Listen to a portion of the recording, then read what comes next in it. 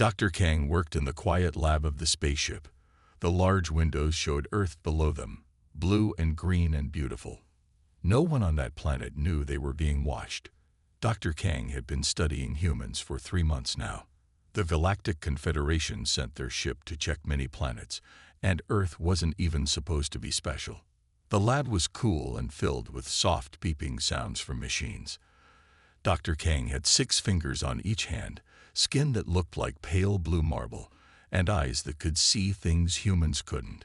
He moved his long fingers across the screen, looking at the human DNA samples they had collected. Another day, another species, he said to himself. He had studied the DNA of creatures from over 200 planets. Most followed the same basic rules. Life was life, after all. But something caught his eye. A pattern in the human DNA looked wrong. No, not wrong. Different. Very different. He zoomed in on the screen. The pattern glowed bright against the dark background. Dr. Kang had never seen anything like it before. His heart began to beat faster. "This can't be right," he whispered. He ran the test again. The pattern remained. His 3-fingered hand began to shake slightly as he touched his communication device. "Director Park, could you come to the main lab? I found something unusual." 5 minutes later, Director Park entered the lab. She moved gracefully despite the gravity adjustments. Her silvery scales caught the blue light, making small rainbows on the walls. She had been leading research missions for over 40 years and rarely looked surprised by anything. "What is it, Dr. Kang?" "I was in a meeting about our next planet visit." Her voice was calm, but had a hint of annoyance. "I apologize for the interruption, Director, but you need to see this." He pointed to the screen. "This section of human DNA doesn't match anything in our database." Director Park leaned forward, her eyes narrowing. "Explain." "This sequence here."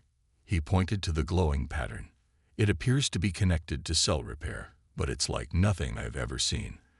The way it's structured suggests these humans can survive things that would kill any other intelligent species we studied."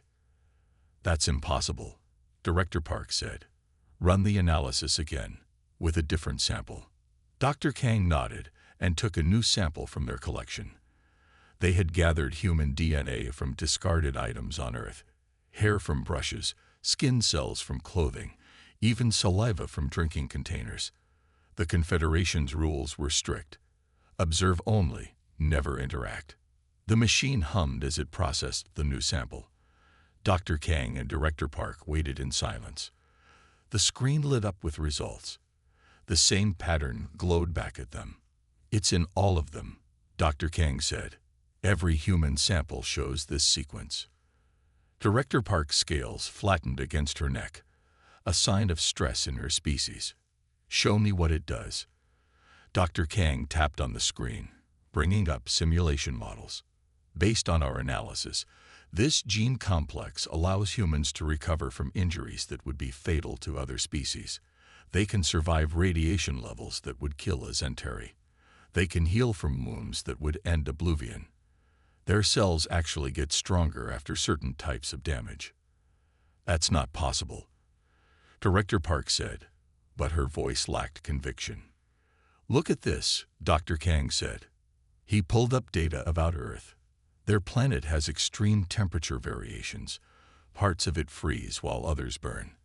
They have storms that would destroy most civilizations. Their gravity is higher than most habitable worlds. Their atmosphere has chemicals that would poison many species, and yet they thrive there. Director Park was silent for a long moment. "They evolved on a death world." "Yes," Dr. Kang agreed. "And it changed them, made them stronger than they should be." They both stared at the screen, thinking about what this meant. The Confederation classified planets by how safe they were for life. Type 1 planets were paradise worlds with perfect conditions. Type 10 were death worlds where only the simplest life could survive. Earth would be at least a Type 8, maybe even a 9. No intelligent species had ever evolved on anything higher than a Type 5. "We need to report this to the Council," Director Park finally said. But humans haven't even left their solar system yet, Dr. Kang said. They're not a threat to us. Director Park looked at him with serious eyes. Not yet, but imagine what beings like this could become. They survived on a world that would kill any of us in days. What happens when they bring that strength to the stars? Dr. Kang looked at the DNA pattern again. Such a small thing to cause so much worry. But he understood. The Confederation had rules about species with dangerous potential. There's something else, he said quietly. This gene complex, it's not just about physical endurance. My models suggest it affects their minds too. They can adapt to new situations faster than any species we know. They can learn to survive almost anywhere. Director Park's scales shimmered with concern. Prepare all the data. I want everything about these humans and their unusual DNA. The council needs to see this immediately. As she left the lab, Dr. Kang continued staring at the screen. He had come to study a supposedly ordinary species on an ordinary planet. Instead, he had discovered beings forged in conditions that should have prevented advanced life from developing at all. He wondered what other surprises these humans might hold. And for the first time in his long career studying life across the galaxy, Dr. Kang felt something new. Fear mixed with a strange kind of respect. The great hall of the Science Council was quiet except for the soft hum of the anti-gravity seats where 7 alien elders floated. The room was large and round with walls that seemed to glow from within. The light was soft, designed to be comfortable for many different species of aliens. Taewon stood in the center of the room. He was tall and thin with light blue skin that seemed to shine under the gentle lights. His eyes were large and completely black. He wore the silver uniform of a senior scientist. "Thank you for meeting on such short notice," Taewon said. His voice was calm, but those who knew him could see he was excited. He touched a small device on his wrist, and a large image appeared in the air above him. It showed twisting patterns of light that represented human DNA. "This is what we found on Earth," he said. "We've been studying humans for 3 months now. What we discovered is surprising." One of the elders leaned forward. "Explain quickly, Scientist Taewon. The Council has many matters to address today." Taewon nodded. "We're calling it the Deathworld gene." He pointed to a specific part of the floating DNA image, which glowed brighter. "This genetic sequence gives humans abilities that should be impossible." The elders, usually so calm and composed, began to shift in their floating seats. One of them, with skin like polished stone, spoke up. "Deathworld. That's a serious classification." "Yes, Elder Minjin. Earth is unlike any world that has produced intelligent life before." Taewon touched his device again, and the image changed to show Earth. Humans evolved on a planet with extreme temperature variations. Some parts freeze while others burn. They have storms that can destroy entire cities, earthquakes that reshape the land, volcanoes that fill the air with poison. He paused to let this sink in. The elders were now very still, all eyes focused on him. Their planet has over 10,000 different kinds of bacteria and viruses that cause disease. Their gravity is 1.3 times stronger than standard habitable worlds. Their air contains chemicals that would be toxic to most spacefaring species. And yet they not only survive there, they call it home. Elder Jisoo, whose body looked like flowing water contained in a humanoid shape, spoke next.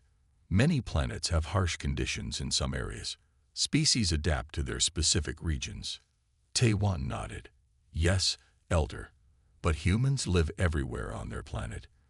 From burning deserts to frozen mountains, from thick jungles to open plains, they can survive in almost any environment Earth offers." He changed the image again, showing humans living in wildly different settings around their world. "And this gene is responsible?" asked another elder. "The gene complex gives them extraordinary abilities. Their cells can repair damage that would kill any of us. They can break bones and heal completely. They can lose blood and make more. They can be exposed to radiation and recover. Their bodies fight off diseases that would wipe out entire populations of other species. The council chamber was completely silent now. Even the hum of the anti-gravity seats seemed to have grown quieter. "There's more," Taewon continued. "This gene also affects their brains. They adapt mentally faster than any species we've studied. They can learn to survive almost anywhere. They recover from emotional trauma that would break most minds." Elder Minjin's voice was grave when he spoke, and their level of technology, still primitive by our standards. They've only visited their moon. Their computers are basic. Their medicine is developing but limited. But, Taewon paused. They're advancing very quickly, faster than any species we've observed. Because of this gene? Elder Jisoo asked. We believe so. It makes them incredibly stubborn. They don't give up. They keep trying when most species would accept failure. The elders began to talk among themselves, their voices low and worried. Finally, Elder Minjin addressed Taewon again. What do you recommend? Taewon took a deep breath. We should continue to study them, but carefully, very carefully. They shouldn't know we're watching. Agreed, said Elder Minjin. Double the resources for the Earth observation team. This discovery changes everything. On Earth, Dr. Hannah Lee sat alone in her small laboratory. It was late, and the only light came from her computer screens. Outside the window, stars filled the night sky over Seoul. Hannah rubbed her tired eyes. She had been working on this project for 2 years, and most of her colleagues thought she was wasting her time. They called her the alien hunter behind her back. But the readings on her screen told a different story. Her machine was simple but clever. It looked for tiny changes in gravity, for heat signatures that didn't match known objects, for the smallest distortions in light around Earth. Most importantly, it looked for things trying not to be seen. And for 3 months now, it had been finding something. Hannah checked the data again. The object was in orbit around Earth. It moved in ways that no human satellite could move. It seemed to change its heat signature regularly. Sometimes it almost disappeared from her sensors completely, before reappearing hours later. Her first thought had been a secret military project, but she had friends in space agencies around the world. None of them knew of anything that could do what this object was doing, which left only one explanation, as impossible as it seemed. We are being watched. Hannah stood up and walked to the window. She looked up at the stars, wondering which one the watchers came from. Were they studying Earth? Learning about humans? Planning something? She reached out and touched the cool glass of the window. Whoever you are, she whispered to the stars, I know you're watching us. She turned back to her computer and began typing rapidly. If aliens were really observing Earth, the world needed to know. But she had to be certain. She needed proof that even the biggest skeptics couldn't ignore. Hannah smiled to herself. She had spent her life being underestimated, being told her ideas were too wild, too impossible. But now, those impossible ideas might be real. And if she was right, everything humans thought they knew about their place in the universe was about to change forever. The meeting room was large and bright. It had been built in just 3 days on a field outside Seoul. World leaders sat at a long table on one side. They wore their best clothes and tried to look calm. But everyone could see they were nervous. On the other side of the table sat the aliens. They had arrived 6 hours ago in a ship that seemed to appear from nowhere. The ship now hovered silently above the field, big and silver and impossible to miss. There were 5 aliens. They looked almost like humans, but their skin came in different colors: blue, green, and silver. They had large eyes and 6 fingers on each hand. They sat very still and straight, watching the humans carefully. Between the 2 groups sat Dr. Hannah Lee. She wasn't a world leader or a diplomat. She was a scientist who had spent years building machines to look for signs of alien watchers. And she had found them. 3 weeks ago, Hannah had sent a message directly to the spot where her machine said a hidden ship was watching Earth. She had used simple math and pictures, things that any advanced species should understand. Her message had said, "We know you're there.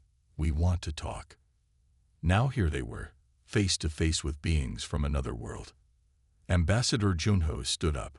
He was Korea's most experienced diplomat, chosen to speak for all Earth. His hand shook slightly, but his voice was steady. "We come in peace but also in concern," he said.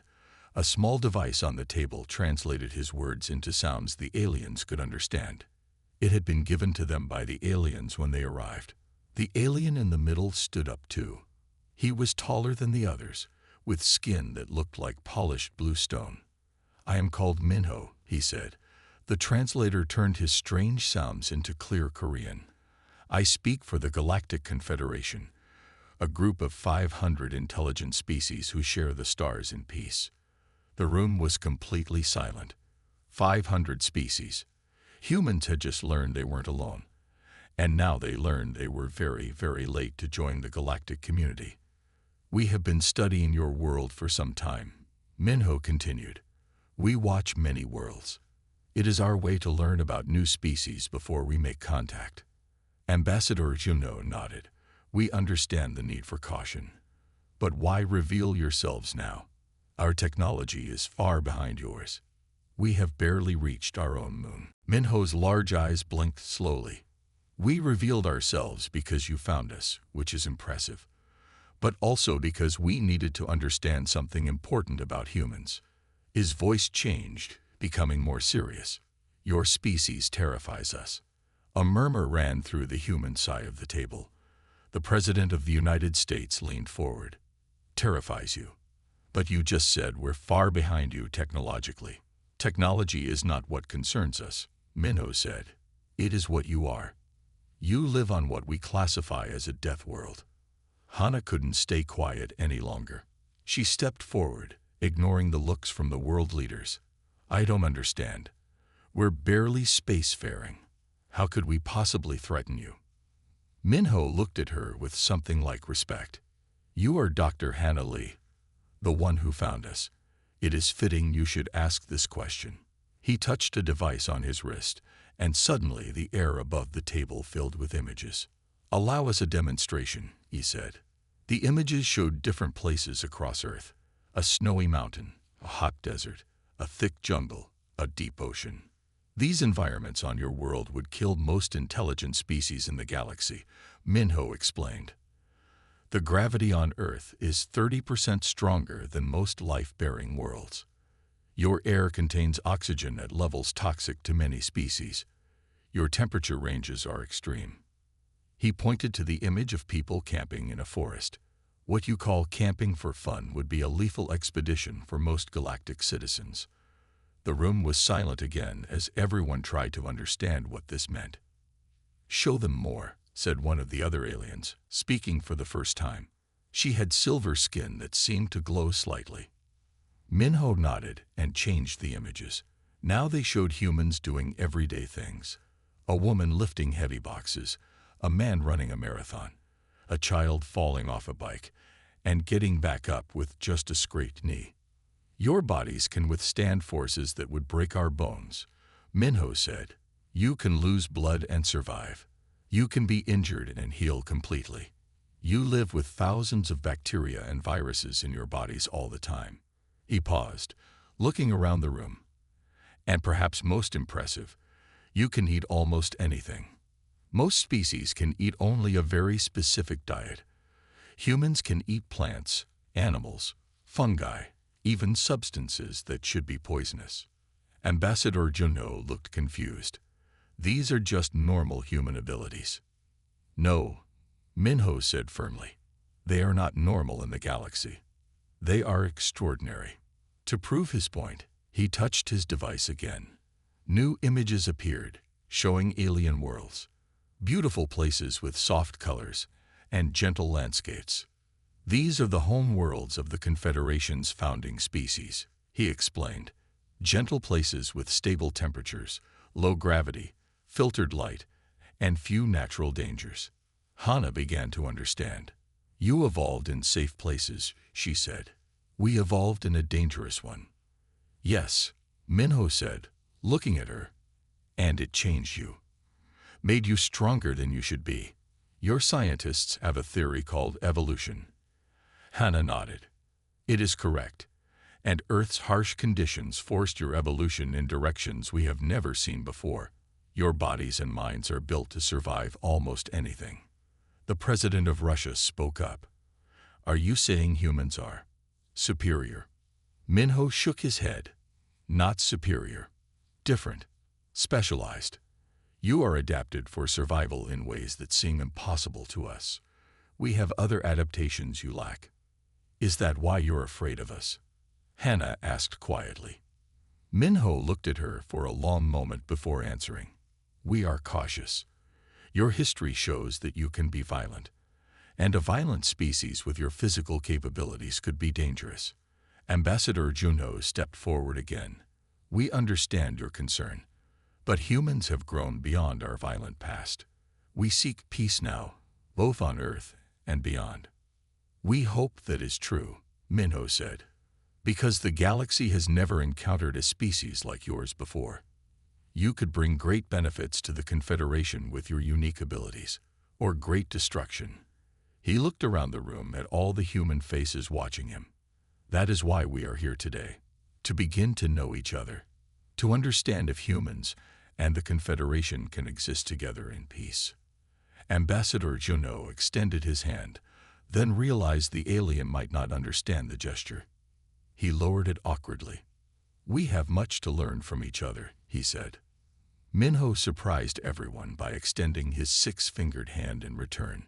Yes, we do. As they stood there, human and alien reaching toward each other, Hannah thought about how strange it was.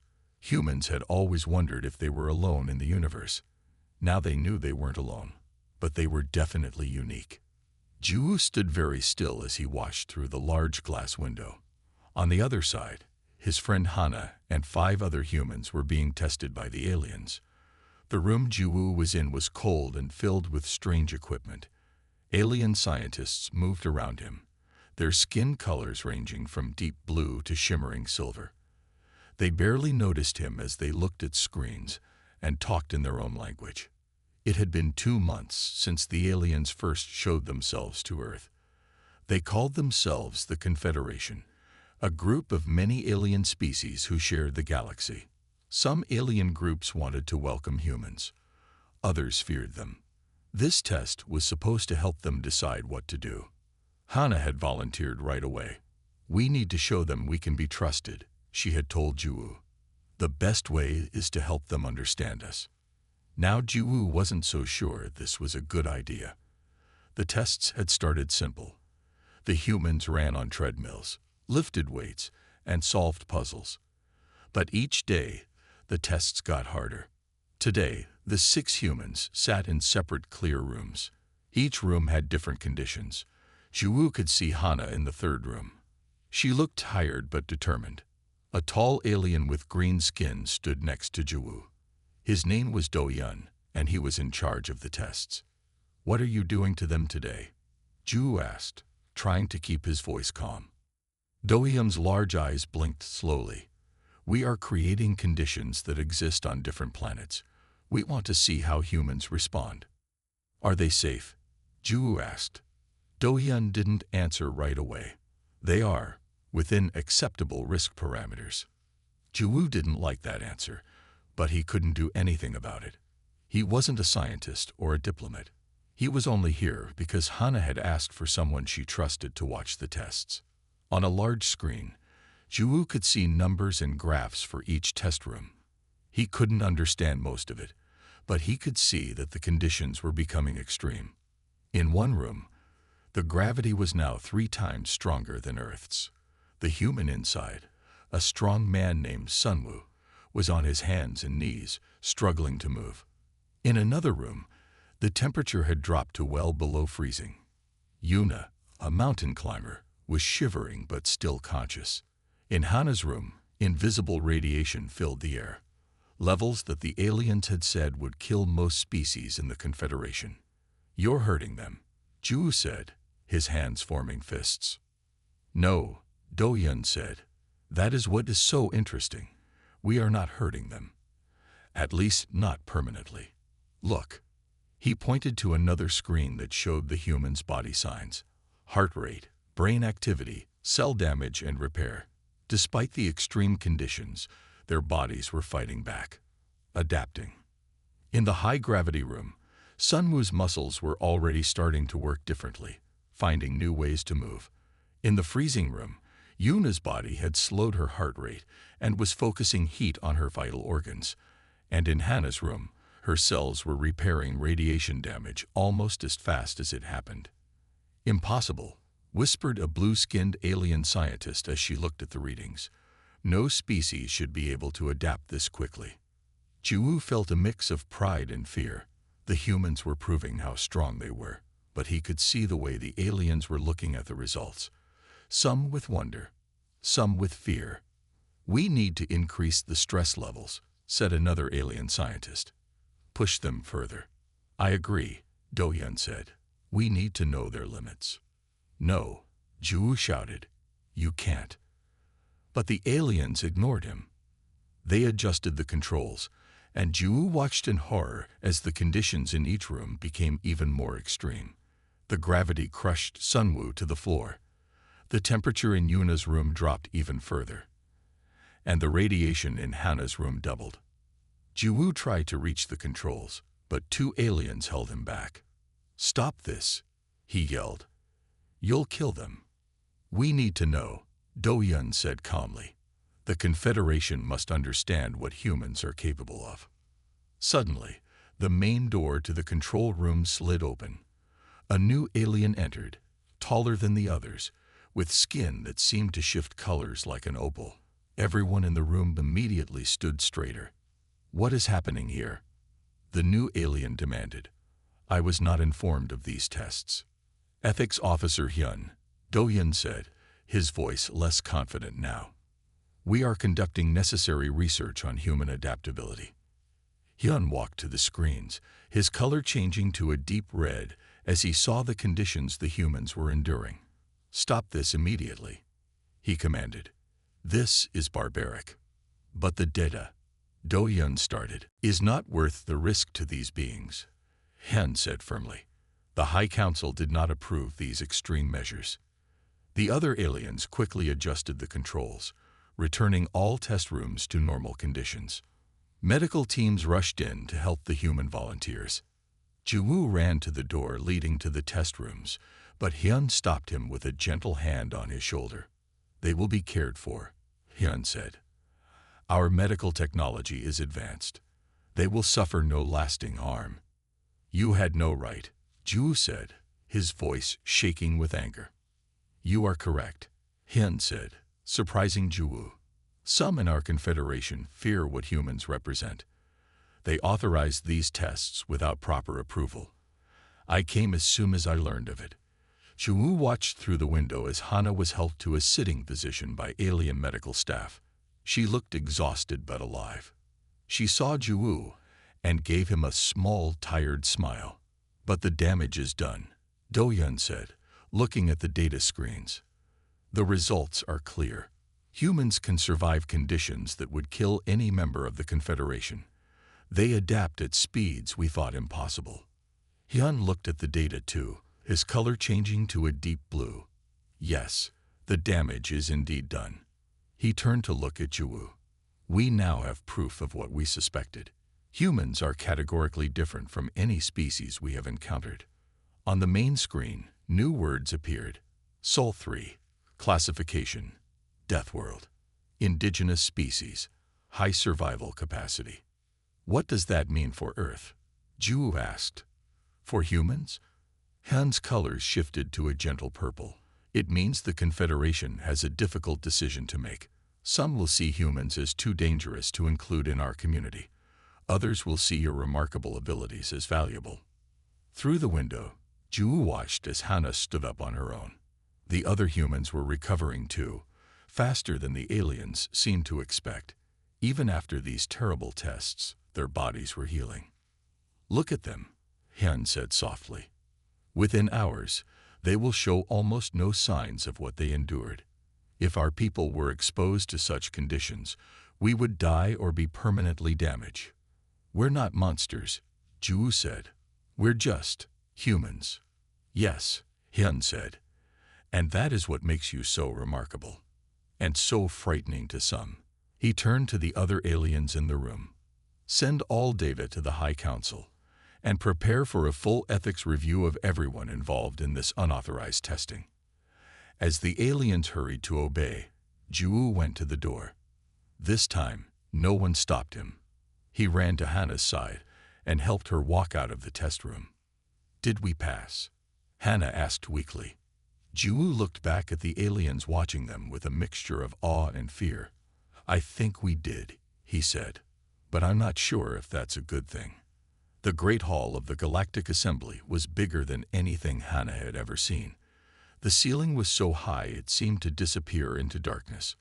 The walls glowed with soft light in many colors, and filling the room were aliens from 500 different worlds. Some looked almost human. Others were so different that Hannah could hardly believe they were alive at all. Beings made of light, creatures with many arms or legs, some that floated in the air, some that needed special water tanks to survive. It had been 1 year since the aliens first came to Earth, 1 year of learning, talking, and sometimes arguing. The stress tests that Hannah and the other humans had endured became famous across the galaxy. Some alien groups had wanted to keep humans isolated on Earth, calling them too dangerous to join the galactic community. Others had seen the potential benefits of human abilities. Now, after many meetings and debates, the day of decision had come. Hannah stood on a floating platform in the center of the hall. She wore a simple white dress, the traditional color of peace for many alien cultures. Next to her stood Sunwoo, now the official human ambassador. He looked nervous in his formal suit, but gave Hannah a small smile of encouragement. The leader of the assembly, an ancient being with skin like old paper, raised a hand for silence. The room, which had been filled with the sounds of hundreds of different species talking, became quiet. Dr. Hannah Lee of Earth will now address the assembly, the leader announced. Their voice was gentle but carried to every corner of the vast room. Hannah stepped forward. She had practiced her speech many times, but still felt her heart beating fast. What she said today would help decide the future of humanity among the stars. Thank you for allowing me to speak, she began. Her words were translated instantly into hundreds of languages, filling the room with a soft buzz of sound. 1 year ago, I discovered that something was watching Earth. I didn't know then that it would lead to this moment. She looked around at the alien faces watching her. Some showed emotion she could understand. Interest, curiosity, concern. Others were impossible to read. When we first learned about the Deathworld gene, we were as surprised as you were. We didn't know we were different. We didn't know that what is normal for us is extraordinary for most life in the galaxy. Hannah touched a small device on her wrist, and an image appeared in the air above her, the double helix of human DNA, with the special gene complex highlighted. The Deathworld gene isn't a weapon, Hannah explained. It's simply our heritage from evolving on a challenging planet. Earth shaped us with its storms, its earthquakes, its changing temperatures, and its many dangers. We adapted because we had to. She changed the image to show Earth from space. Blue oceans, white clouds, green and brown land. This is our home. What you call a death world, we call beautiful. Its challenges made us strong, yes, but they also taught us important lessons. The image changed again, showing humans helping each other after a natural disaster. We learned to work together to survive. We learned to care for those who need help. We learned that strength is meant to protect, not to harm. Murmurs spread through the assembly. Hannah could see some aliens nodding, while others seemed doubtful. In the past year, humans have worked with Confederation scientists to understand our abilities better. We've learned that what makes us different doesn't make us dangerous. It makes us helpful. She showed new images, humans working alongside aliens on different worlds, helping build structures in high gravity, testing air quality in toxic environments. surviving conditions that would kill other species. We can go places you cannot go. We can survive things you cannot survive. And we want to use these abilities to help the Confederation, not threaten it. Hannah finished speaking and stepped back. The leader of the assembly spoke again. We will now proceed with the signing of the treaty. Sun Wu stepped forward. On the other side of the platform, Minho appeared. He had been the first alien to speak to humans a year ago, and now he would represent the Confederation in this historic moment. Between them floated a strange device that looked like a book made of light. This was the treaty, the agreement that would make Earth an official member of the galactic community. This treaty recognizes Earth as a full member of the Galactic Confederation, Minho explained. It also establishes the Human Adaptation Consultant Program, where volunteer humans will help with planetary exploration, disaster response, and adaptation to harsh environments. Sun Wu placed his hand on the light book. On behalf of Earth and all humans, I accept these terms and pledge our peaceful cooperation with all species of the Confederation. Minho placed his six-fingered hand next to Sun Wu's. On behalf of the Galactic Confederation, I welcome Earth as our newest member world. The light book glowed brighter for a moment, recording their agreement. It was done. Humans were now officially part of the galactic community. Minho turned to address the assembly. A year ago, when we discovered the truth about humans, many of us were afraid. We saw their strength and endurance as a potential threat. But as we have come to know them better, we have discovered something important. He gestured toward Hannah and Sun Wu. What we once feared, we now embrace, Minho announced to the assembly. The humans' resilience is matched only by their creativity and compassion. They have shown us that strength can exist without aggression, that survival does not have to mean conquest. The assembly broke into sounds of approval, some clapping, others making different noises that meant the same thing in their cultures. As Hannah looked out at the assembled representatives of 500 worlds, she couldn't help but smile. Earth's harshness, once considered its greatest limitation, had given humanity its greatest gift, the ability to survive anywhere, adapt to anything, and now, to help all sentient life face challenges previously thought insurmountable. 3 months later, Hannah stood on the surface of a planet 40 light-years from Earth. The gravity was crushing, the air thin and cold. Around her, a team of human specialists worked to repair an alien research station damaged by a solar flare. The aliens who built the station could not survive outside in these conditions, but the humans could. As Hannah fixed a broken communication array, she thought about how strange life was. She had spent years looking for aliens, hoping they existed.